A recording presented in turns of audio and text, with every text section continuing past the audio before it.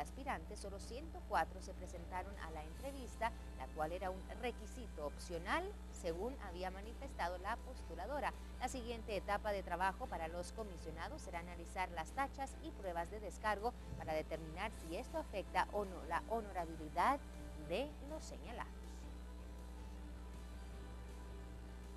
En otras noticias, la Conferencia Episcopal de Guatemala sigue preocupada por el robo efectuado a 4 pinturas de Tomás Merlo. Estas se encontraban dentro de la Iglesia del Calvario en la antigua Guatemala. Al momento se mantienen activadas diferentes alertas internacionales para su rescate.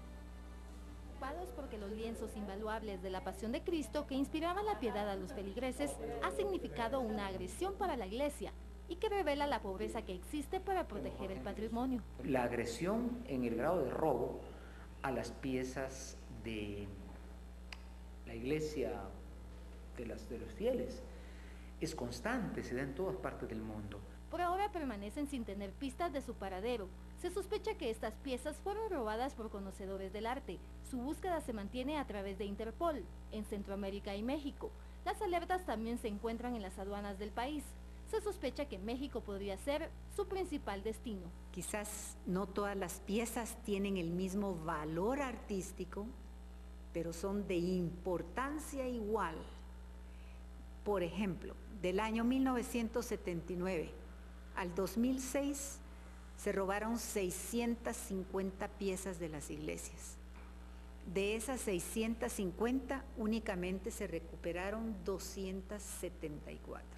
Las acciones tomadas a la fecha por el Ministerio de Cultura y Deportes, a través del Departamento de Prevención de Tráfico Ilícito de Bienes Culturales, empezaron con la difusión de las fotografías en varios países.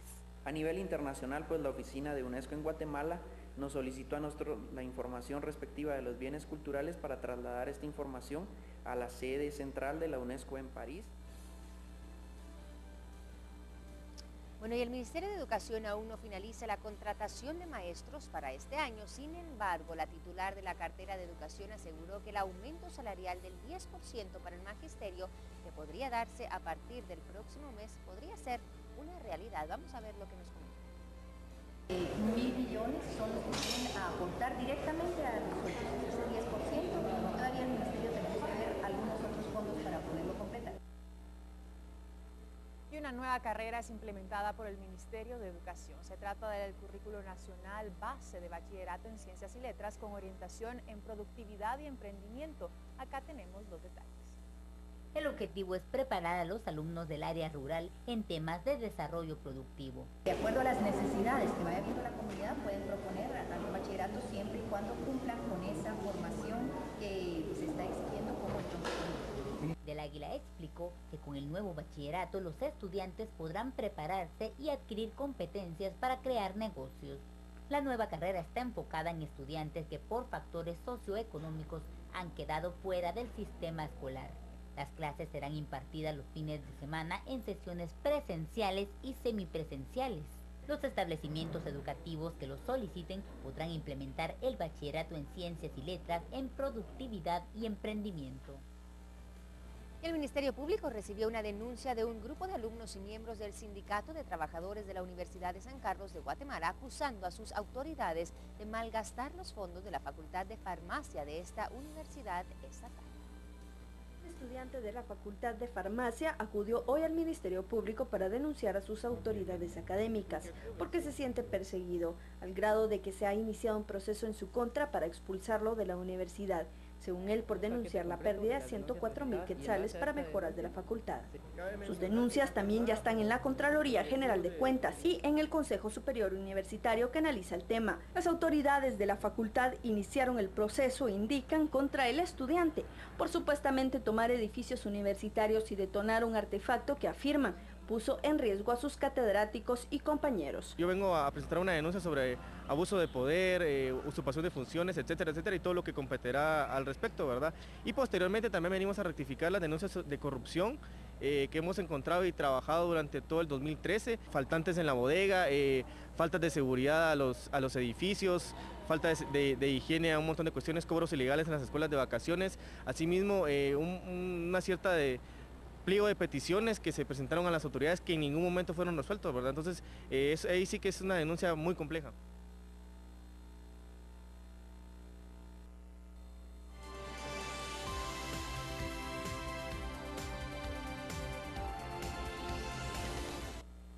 concluimos esta parte de las noticias nacionales. Tenemos que empezar a repasar a nivel internacional qué está ocurriendo en estos momentos en tiempo real.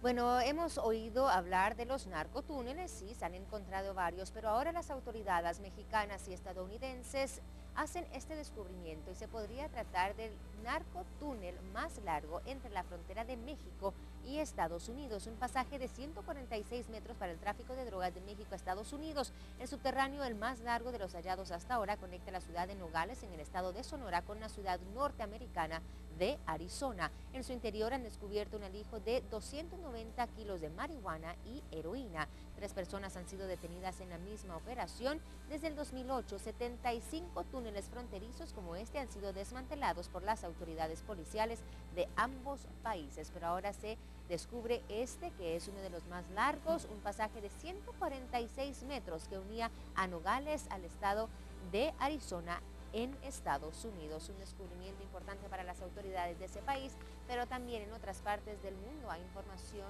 que tenemos que compartir. Para ello vamos con Alejandro.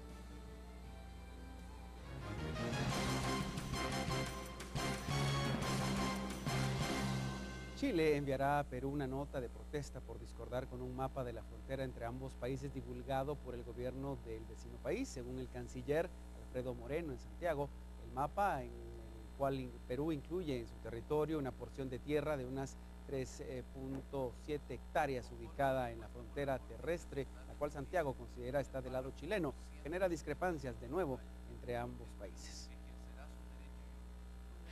En Brasil, la policía lanzó gases lacrimógenos y balas de goma para intentar dispersar a una marcha de unos 16.000 campesinos del movimiento Velos Sin Tierra en Brasilia, después de que los manifestantes derrumbaran vallas de protección frente a la presidencia. La marcha fue pacífica hasta que un grupo de manifestantes se aproximó más al Palacio Presidencial, generando tensión con las fuerzas de seguridad.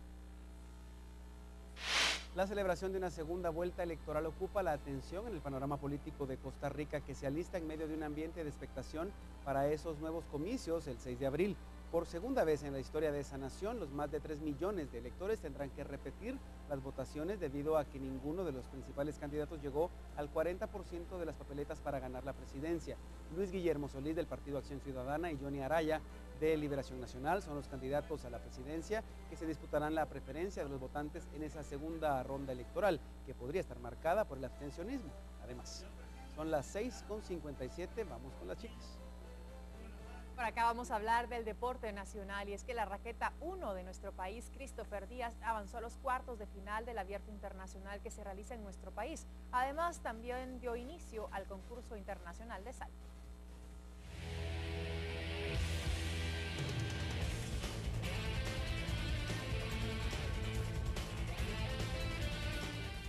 Número 1 de nuestro país, Christopher Díaz, avanzó a la ronda de cuartos de final en el Abierto Internacional de Tenis, luego de vencer al argentino Nicolás Martínez en 2 sets corridos, encuentro realizado en las instalaciones del club alemán en la zona 15 de esta capital. Díaz y Martínez brindaron un cerrado primer set, donde el argentino llegó a tener una ventaja de 4-2, y el mismo se tuvo que definir en el tie break a favor del Chapín, con un marcador de 12-10. Mientras en el segundo, con un simple 6-1, el campeón del 2011 selló su boleto para la próxima fase. Ahora el rival de la raqueta 1 de nuestro país será el peruano Rodrigo Sánchez, que venció 2-1 al venezolano Luis Martínez. Dio inicio al concurso internacional de salto Guatemala 2014, el cual se realiza en las instalaciones del complejo hípico La Aurora. Binomios de Guatemala, El Salvador, Honduras, Costa Rica, Panamá, Colombia, Argentina y Brasil participarán hasta el 15 de este mes en las categorías preinfantil, juvenil, abierta, amplia A y B. Además, este certamen da puntos para el ranking mundial de la Federación Internacional de Ecuestres. Esto fue lo más relevante del deporte nacional. Para Viva la Mañana, Luis López.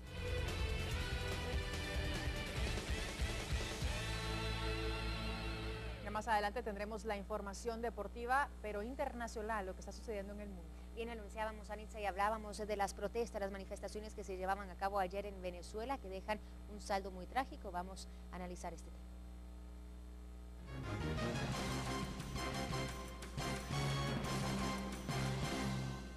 Bueno, y para analizar esta mañana lo que ocurre en Venezuela, ciertamente estas manifestaciones, imágenes que están ya preocupando al mundo, nos vamos a enlazar vía telefónica con Aurora Malavé de la Federación de Estudiantes de Derecho de Venezuela. Aurora, muy buenos días, gracias por tomar nuestra llamada. ¿Qué nos puedes comentar? ¿Qué transcurre después de estas manifestaciones que se tornan violentas? 3 personas resultan fallecidas. ¿Cómo se vive el ambiente este día en Venezuela? Buenos días. Bueno, buenos días. Efectivamente, anoche no hubo descanso en nuestro país, todos pendientes, todavía tenemos gente desaparecida, tenemos compañeros detenidos, personas que no sabemos dónde están. Hoy amanecimos pasando todos los nombres de nuestros compañeros desaparecidos. El gobierno prohibió las manifestaciones en la calle, sigue el silencio de los medios de comunicación. Desconocemos el paradero de nuestros compañeros y por eso desde la Federación de Estudiantes de Derecho de Venezuela y la Red Latinoamericana de Alcaldía para la Democracia, nosotros queremos exhortar al país a los países a que ejerzan presión para que aparezcan nuestros compañeros, para que nuestras libertades sean reconocidas. Anoche claramente suspendieron una de las garantías que nuestra Constitución establece, que es el derecho a la protesta pacífica. Ordenaron orden de captura a muchos funcionarios y sin embargo, aunque están identificados los asesinos de nuestros compañeros, a ellos no se les ordenó orden de captura. Entonces, siguen amenazados los medios de comunicación. Hoy la gente tiene miedo, hoy la gente está asustada y sin embargo sigue la voluntad de seguir reclamando por esto que está pasando en nuestro país. Tenemos todo el temor del mundo de salir a la calle, pero sin embargo también tenemos temor de que Venezuela efectivamente se quede en manos de estos dictadores. Ya, Aurora, ¿qué nos podrías comentar, bueno, de la identidad de las personas que fallecieron? Se está dando a conocer que uno de estos fallecidos, bueno, es precisamente el responsable de la coordinación de todos los que llaman colectivos. Aparte hay un estudiante dentro de los fallecidos. ¿Qué se sabe de ellos? ¿Cuál es la historia detrás de ellos? Se está hablando también de que algunos tenían un historial de violencia. No, ninguno de ellos. De hecho, el primer chico que falleció, Basil da Costa, era la primera marcha a la que iba. Okay. Y era un joven estudiante de la Universidad Alejandro Humboldt, de aquí de la capital. Fue asesinado, porque eso no tiene otro nombre, fue asesinado en horas de la tarde frente a las adyacencias de la Fiscalía, donde todos estábamos ahí aún. Uno de los chicos que ayudó a cargar el cuerpo de Basil da Costa fue asesinado en la noche, y ambos con disparos en la cabeza. Ese es el común de los asesinatos del día de ayer, los muchachos con disparos en la cabeza. Más tarde nos enteramos que efectivamente el chico que asesinaron en la noche en Chacao fue uno de los que ayudó a cargar el cuerpo del primer asesinado en horas de la tarde. Bueno, Aurora... Todos ellos estudiantes, el chico de la noche era un activista, no era estudiante, y sí, a manos de los colectivos. Nos dejaron en manos de colectivos armados que son grupos paramilitares apoyados por el gobierno en nuestro país. Aurora, bueno, tenemos entendido que la televisión venezolana no ha transmitido las imágenes desde la violencia que ocurría ayer en Caracas. ¿Se ha pronunciado al respecto el presidente Maduro? ¿Que ha pronunciado algunas palabras? ¿Qué ha dicho? Hace 2 días ellos fueron amenazados para que no transmitieran ni los medios audiovisuales ni los medios electrónicos, para que transmitieran nada de lo que pasara ayer en nuestra marcha. Y efectivamente ayer la televisión venezolana estuvo silenciada, solo pasaban programas de entretenimiento y mientras mataban a jóvenes en la calle, mientras nos agredían, mientras nos perseguían, la televisión estaba como que si nada estaba pasando. De hecho, la gente que se ha enterado de lo que está pasando en el país y que no está en la capital ha sido por medios electrónicos o medios internacionales. Y tanto fue la cuestión que en la noche sacaron de la parrilla a medios internacionales, de los canales de televisión. Wow, Aurora, entonces, bueno, nada, nos están cercando absolutamente. El gobierno a las 8 de la noche aproximadamente salía en cadena nacional bailando tambor con la Orquesta Sinfónica del país, mientras en las casas había duelo por la muerte de nuestros compañeros y el temor de no saber dónde estaban nuestros compañeros detenidos. Aurora, ¿qué esperan entonces para hoy? ¿Esperan que sí? De hecho, alguna autoridad venezolana se